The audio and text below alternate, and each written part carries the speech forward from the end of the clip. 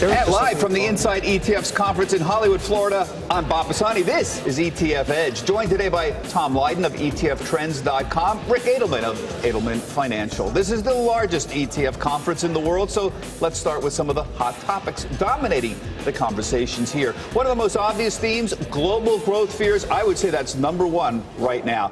It's been in the front of mind for investors for many months now. Then you have advisors giving different ways to beat the markets this year. That's a staple. And of course, another trend in the world of ETFs has been the race to zero fees. Rick, let's start with you. You gave the keynote speech last night. What are some of the themes that you think are going to matter to ETF investors this year? Well, focusing on trends of the future, and it's all about technology. In a word, it's longevity. That changes everything. So the advice that planners are giving is going to morph into the investment management arena. What companies are going to be positioned to thrive in the 21st century. Companies built for success last century are not going to be dominant in the 20th and 21st century. Well, philosophically, that's correct. But how does that attach to the ETF business? What's going to fail and what's going to succeed? Well, and what do they have to do? We're going to see technology-oriented ETFs, those specifically in exponential technologies, dealing with everything from AI and robotics, big data, to neuroscience and bionics and bioinformatics.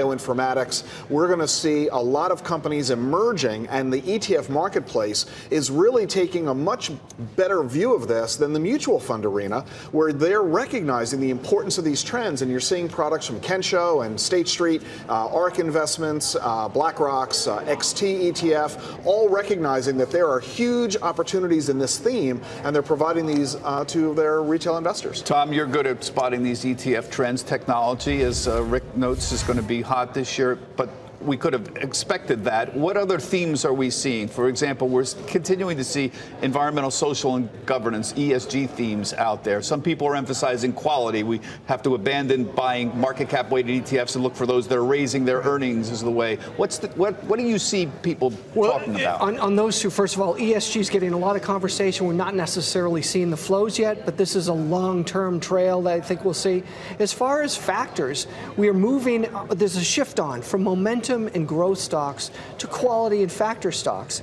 And a lot of companies are offering individual factor ETFs and even multi-factor ETFs that will offer up these strategies within the ETF wrapper so the advisor and the investor doesn't have to do that themselves. I'm sorry, though. I don't know how you feel about it, Rick, but this term quality is one of those fuzzy words that I can't figure out what exactly it means. Yeah, I think you're going to see it as just the fad of the day, and in a year you're going to be saying, whatever happened to that quality push? I agree with you. It's just a new way to describe something old. You always want to be buying into companies or ETFs that are buying into companies that are high quality. I mean, I've never seen anybody say, no, I think I'm going to look for the company that's about to go bankrupt. I mean, you're right. But high quality sort of generically means you're growing your earnings, and maybe there are some internal value metrics that work on it. At the right price. I agree. So just taking the other side of that, we haven't had a real good bear market in a while. So 10 years ago, during the financial crisis, there was fundamental indexing that was alive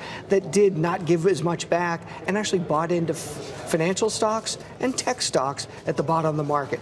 We need to see something like that happen where we can see factor strategies, multi-factor strategies actually put up better numbers than the S&P 500. And it's not just the crash of '08 where we had that last opportunity, but we used to have something called rolling recessions where there'd be pockets of the marketplace that were doing poorly at a given moment.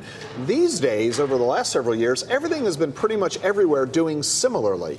And we haven't seen huge outliers, either high or low, and it has created challenge for investors to try to find the next, what's hot and what's not.